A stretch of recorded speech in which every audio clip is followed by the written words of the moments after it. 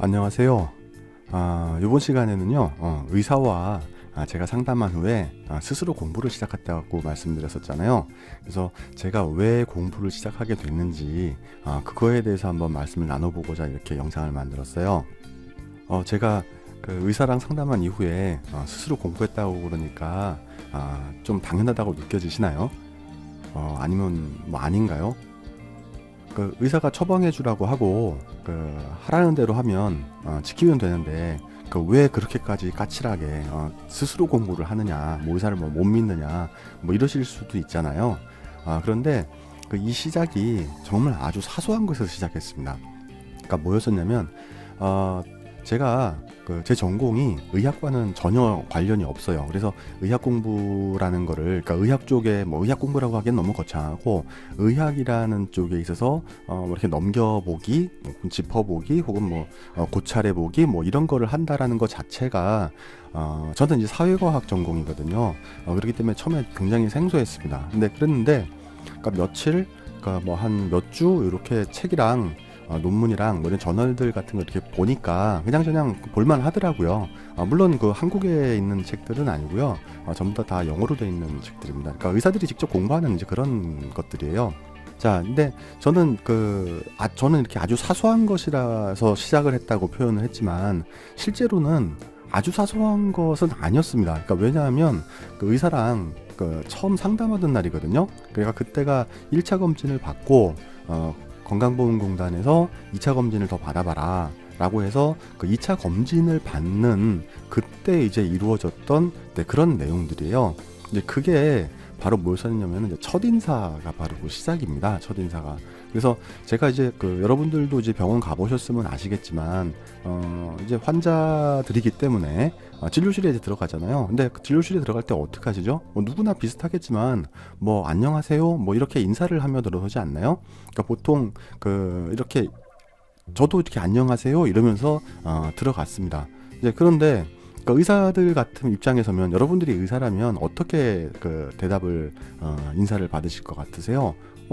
그러면 보통 네 어서 오세요, 혹은 네 안녕하세요, 보통 이렇게 인사를 하는 게 보통 아닐까요? 하루에 아무리 많은 환자들이 온다 하더라도 그게 이제 보통 돼 있었을 거 아니에요. 근데 저는 좀 아주 굉장히 특이했습니다. 어떻게 특이했냐면 의사가 저한테 그러더라고요. 막 살다 왔구만. 그게 첫 인사였어요. 첫 대화의 시작이었고, 저는 이제 그 의사를 그 전까지 본 적도 없고 처음 본 날이었거든요. 근데 그렇게 딱 대화를 하니까 전 처음에 좀 굉장히 많이 당황했죠. 그래서 말을 어떻게 할지를 모르겠더라고요. 왜냐면 어떤 말을 할 때 뭐 이렇게 준비가 좀 돼 있잖아요. 근데 이런 대사는 의사가 막 살다 왔구만 이렇게 했던 대사에선 전혀 준비가 되지 않았었어요. 그래서 당연히 머뭇거렸어요. 뭐라고 제가 할 수 있는 말이 있겠습니까? 이렇게 갑자기 훅 들어오는데요. 그래서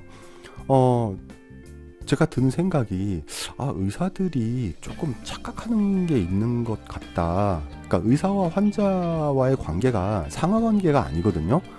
파트너잖아요. 환자는 돈을 들고 가는 사람이고요. 의사는 자기가 공부한 의료 서비스라는 그 상품을 가지고 있는 사람이잖아요. 근데 그런 의사들이 어디 한둘인가요? 그러니까 자기가, 환자들이 돈을 들고서 그 상품을 찾아서 골라서 구매할 수 있는 거잖아요. 근데 저한테 막 살았다니요. 내가 혈당이 높은데 자기는 제 혈당 때문에 돈 벌어서 좋잖아요. 자기 직원들도 이렇게 먹여 살릴 거고 자기는 그렇게 호의호식 할 거잖아요. 그런데 환자를 그렇게 취급했다는 게 정말 화가 나더라고요. 물론 그 자리에서는 저도 당황스러워가지고 아무 말 못했습니다. 근데 다 끝내고 집으로 돌아오면서 생각한 게 정말 분하다라는 생각이 들더라고요. 그리고 이제 다음에도 이제 또 진료를 받으러 또 갔죠. 뭐 2주 후에 다시 오라고 하니까. 그래서 또 갔는데, 뭐 저는 이제 뭐 며칠 뭐 이렇게 생각을 하면 뭐 작년에 받은 진료잖아요. 제가 지금 이 영상을 찍는 입장에서 보면. 그런데 그때 막 살았구만 이렇게 하는 게 머릿속에서 떠나지를 않아요. 제가 그런 말을 한 번도 들어본 적이 없고, 뭐 지금까지도 이제 그렇게 취급을 할 수가 있나? 내가 환자라는 게 내 의지에서 된 게 아닌데 지가 그렇게 나한테 대할 수 있나? 지가 의사 공부했으면 왜 저는 그만큼 공부를 안 했을 거라고 생각을 하는지, 그것도 정말 이해를 못 하겠어요.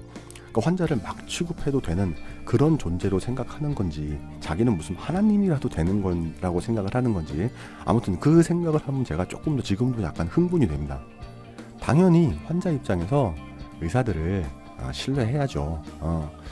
그 당뇨라는 게 제게 아주 새로운 경험이잖아요. 그때 처음 진단을 받고 이랬기 때문에. 그래서 뭐 그 당시에는 일단 기분 나쁘고 이런 게 어디 있어요. 제가 일단 나아야 되는 게 그게 뭐 가장 최선이었으니까 일단은 100% 그 의사의 말을 들었습니다. 뭐 막 살다 왔고만 막 살았다라는 걸 신뢰를 했다라는 게 아니라, 앞으로 어떻게 해라, 추가 검사는 이렇게 진행이 된다, 뭐 먹는 건 이렇게 해라, 운동은 이렇게 해라, 뭐 생활은 이렇게 해라, 뭐 기타 등등 얘기를 많이 하잖아요. 그런 얘기들을 갖다가 전부 다 주의 깊게 들었어요. 그리고 다 외웠죠. 근데 이렇게 하다가 하나의 에피소드가 발생을 합니다. 그러니까 이렇게 에피소드라는 게 뭐냐면, 제가 이렇게 가만히 듣기만 하다 보니까 저도 의문점이 생기잖아요. 듣기만 하다 보니까 일방적으로 정보가 저한테 들어오니까.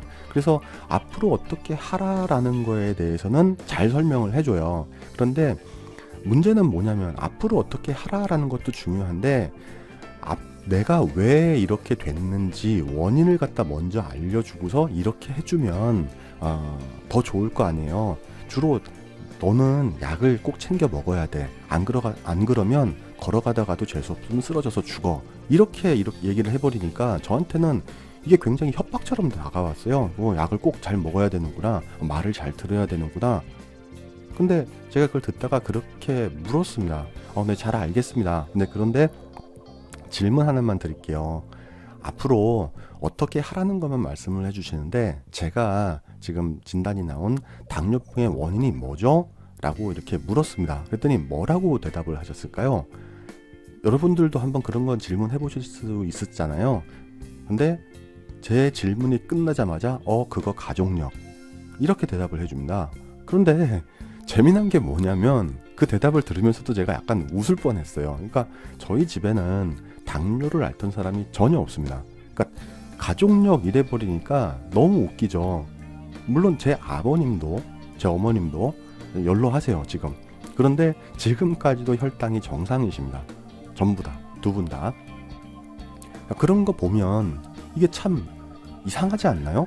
그래서 제가 얘기했습니다. 저희 가족에서는 그런 가족력 없고, 저희 어머니 아버지도 혈당이 지금 다 정상이시다. 얼마 전에 검진 다 받으셨는데 혈당 수치 다 정상으로 나오셨다. 100 미만으로 나와서 전혀 가족력 이런 건 있을 수 없다. 그랬더니 의사가 뭐라 그랬을까요? 저한테 그러더라고요. 할머니나 할아버지가 그러셨을 수도 있다고. 할머니 할아버지 살아 계시냐? 그럼 제 나이가 몇인데요? 할머니 할아버지 다 돌아가셨죠. 그런데 제가 할머니 할아버지 살아 계실 때 너무나 가깝게 지냈어요. 그 두 분이랑. 왜냐면 제가 독자였었어요. 그래서 당신들도 저랑 많이 같이 시간을 보내고 싶어 하셨을 거고, 독자니까 얼마나 이쁘셨겠어요. 그렇죠? 그래서 저의 어린 시절은 거의 할머니 할아버지 등 위에서 내려온 적이 없는 것 같아요. 그러니까 제 기억으로는 제가 땅을 밟아본 적이 없어요. 그러니까 얼마나 같이 많은 시간을 보냈을까요? 그런데 저희 할머니 할아버지도 당뇨가 전혀 없으셨어요. 그래서 그 얘기를 갖다가 얘기했죠. 할머니 할아버지도 당뇨 전혀 없었는데요. 제가 독자였어가지고 할머니 할아버지 잘 아는데요. 그랬더니 흠칫 놀라면서 저를 다시 보더라고요. 그러면서 뭐라 그랬을까요? 그러면 저 조상들까지 한번 찾아보면 있을 거니까 한번 찾아봐요. 그러더라고요. 이거 무슨 코미디 아닙니까? 조상들을 찾아보라뇨. 우리 기본적으로 한번 생각해 보자고요. 당뇨라는 게 우리나라에 들어왔다니까 좀 이상한데, 우리나라에서 발현되기 시작을 한 게 60년대 70년대는 당뇨병 환자를 찾아보기가 힘들었습니다. 왜냐고요? 그때 식생활 자체가 그랬고요. 차도 없었어요. 지금은 자가용 가지고 다니죠. 그랬는데 그런 게 없었단 말이죠. 그러니까 실제로 그때 공부하셨던 그 대학 교수들, 그 의과대 교수들, 내과 교수들이 말씀하시는 게 뭐냐면, 당뇨병 환자들을 교과서로 보고 종합병원에 가서도 가물에 콩나듯이 본다라고 얘기를 하는 거 제가 TV상으로 봤습니다. 실제로 그랬고요. 그러니까 당뇨병이라는 게 생긴 게 현대병이란 말이에요. 현대에 생겨난 것들이란 얘기죠. 그런데 조상들을 찾아보면 당연히 없는 거 아니에요? 뭐 세종대왕이 당뇨로 죽었다 그러는데 잘 먹고 잘 살아서 그런 거잖아요. 그거는. 그러니까 잘 먹었을 때 너무 이렇게 자기 몸이랑 맞지 않는 이제 그런 걸 먹었을 때 생기는 게 당뇨거든요. 그러니까 그 의사 말을 듣고 저는 그런 생각이 들더라고요. 아, 동네 저작거리에 무당이나 잡신들 모시는 그 점집 있잖아요. 그 점집에 가가지고서 뭐 점 보러 왔다가 틀리면 조상이 노했다, 혹은 뭐 살이 들었다, 뭐 이런 식으로 얘기하는 거잖아요. 그러니까 그거랑 맥이 똑같더라고요. 그러니까 아니, 의사가 과학적으로 사람을 치료하는데 공부를 했을 텐데 왜 저런 점쟁이들이랑 똑같은 말을 하지? 이 생각이 들더라고요. 그래서 그 얘기를 듣고 저는 제 스스로 원인을 찾기 시작을 했어요. 그래서 공부를 하기 시작을 한 거예요. 그러니까 처음에는 저도 역시 접근 방법을 몰랐죠. 저 사회과학 하던 사람이 의학을 어떻게 접근을 하겠어요, 쉽게. 그러니까 인터넷을 뒤지거나 뭐 유튜브를 기웃거리는 게 그게 처음에 전부 다 시작하는 거 아닐까요? 근데 들어보니까 저도 많이 들어봤어요, 이제 그런 것들. 그러니까 밤새 가면서 들어보고 찾아보기도 하고 막 이랬거든요. 그때는 뭐 저도 이제 나아야 된다라는 게 이제 그게 가장 급선무였으니까. 그때 뭐 공부고 뭐 일이고 뭐 다 필요 없죠. 그때는 건강이 최고였었으니까. 저희 아이들이 아직 어리기 때문에 제가 최소한도 애들 성인이 다 되도록은 만들어 놓고 제가 죽어야 될 거 아닙니까? 그래서 다 찾아봤는데 정말 말들 잘하더라고요. 정말 신기에 가까운 뭐 이런 비법들 뭐 이런 거 알려준다면서 그걸 막 포장을 잘해요. 유튜브에서도 막 편집 잘해가지고서 잘 보면 꼽박 넘어갈 정도로 막 이 정도로 잘하더라고요. 근데 저도 그렇지만 여러분들도 많이 따라해 보셨죠. 저도 이제 짧은 시간이었지만 따라해 봤거든요. 근데 어떤가요? 저랑 비슷하게 그거 아니다라는 거 느껴지시지 않나요? 당장 당뇨 때문에 고민하는 사람들은 그 입장에서 보면 이런 것들이 정말 사람들을 곤혹스럽게 만듭니다. 왜냐면 자기들은 당뇨라는 걸 겪어보지 않으면서 누구한테 듣고서 영상 편집 기술이 있으니까 그거 편집한단 말이에요. 그리고서 그거 올려놓으면 그 책임은 누가 져요? 그 사람들은 책임 안 질 거 아니에요. 그냥 자기는 올려만 놨다라고 할 거니까. 물론 저도 여러분들이 이걸 듣고서 저를 따라 한다 그래서 아니다 그래도 저 책임 못 집니다. 제가 의사도 아니고 그냥 제 경험담을 올려드리는 거잖아요. 그래서 제가 요거를 첫 번째 장전에도 성공을 했고 지금도 역시 성공을 했고, 제가 어제 날짜로 아침 오전 혈당이 87이 나왔거든요. 그러니까 지금 계속 잡혀가고 있다라는 얘기거든요. 근데 공복 혈당이 아니라 이제 식사 후 혈당만 조금 높아요. 이제 100대, 150대 정도를 가리키고 있는데 그 정도도 보면 125를 기준으로 한다라면 크게 높은 건 아니거든요. 계속 이제 낮아지고 있잖아요. 그러니까 정상을 찾아가는 그 과정이기 때문에 아직 3주도 안 지났어요. 2주 반 정도 좀 지났거든요. 그러니까 제가 말씀드렸을 때 한 달이면 충분히 가능하다고. 그러니까 저도 이렇게 곤혹스러운 게 결론적으로 보면 그런 영상들, 찌라시들 이런 것들 있잖아요. 찌라시 아니고 정말 옳은 그런 그 정보를 제공해 주는 것도 당연히 있습니다. 근데 중요한 게 뭐냐면 핵심을 딱 못 짚어주더라고요. 그 핵심이 뭔지를. 자, 그래서 저도 이렇게 스스로 공부하고 나니까 아무것도 아니구나. 제가 제 혈당을 진짜 억지로 10개월 동안 이 혈당 올리는 것도 정말 노력 많이 했습니다. 이게 그 274까지 올리는데 10개월 걸렸거든요. 정상으로 내려가서 다시 올라가려고 그러니까 올라가지도 않아요, 이게. 그래가지고서 진짜 막 술도 많이 먹어보고 막 그렇게 했는데 아무튼 10개월이 걸렸어요. 그렇게 해가지고서. 근데 나중에 한 10년쯤 20년쯤 지나가지고 저도 보면은 이게 제 인생에서의 하나의 해프닝이구나 라고 해서 웃겠죠. 의사라 하더라도 지금 생각이 드는 거는 제 아무리 전공의를 따건 박사 학위를 가졌건 하더라도 거기에 만족하지 말고 스스로 열심히 더 자기들도 공부해야 되는구나 라는 거를 느꼈습니다. 제가 왜 우리 드라마에 보면 허준이라는 드라마 보면 그 허준도 그 마지막까지 계속 공부를 하잖아요. 연구를 하고. 그리고 환자들을 갖다가 진짜 긍휼히 여긴다라는 그런 표현을 해가면서 환자들을 위한다라는 걸 생각을 하잖아요. 그러니까 의사도 자기가 신분이 아니거든요. 자기 직업이잖아요. 직업을 가지고서 왜 사람들한테 그렇게 막대하냐고요. 또 돈벌이의 수단으로 생각을 하냐고요. 그런 거를 듣고 나니까 저는 이제 사회과학을 하는 사람이라서 저도 이제 당연히 제 생활에 더 열심히 그다음에 항상 의구심을 가지고, 그러니까 항상 의심이 있어야 뭔가 발전이 되고 거기에 대한 답을 찾아내는 거니까. 그리고 현상에 대해서 원인을 더 생각을 하고 이제 그렇게 하는 연구를 저는 이제 진행을 하게 되더라고요. 그래서 어떻게 보면은 이런 것들이 하나의 제 입장에서는 작년에 봤을 때 제가 화가 나고 막 분한 이제 그런 거였었지만, 그러니까 타산지석이라고 그러잖아요. 그러니까 다른 사람을 통해서 그게 잘못된 것일지언정 제가 하나씩 이렇게 배워가는 그런 계기가 됐습니다. 그래서 저도 이렇게 영상을 만들어가지고 여러분들이랑 같이 공유를 하는 거고, 여러분들도 같이 저랑 같이 이렇게 같이 건강해지셨으면 좋겠어요. 그래서 오늘도 이렇게 시청을 해주셔서 감사하고요.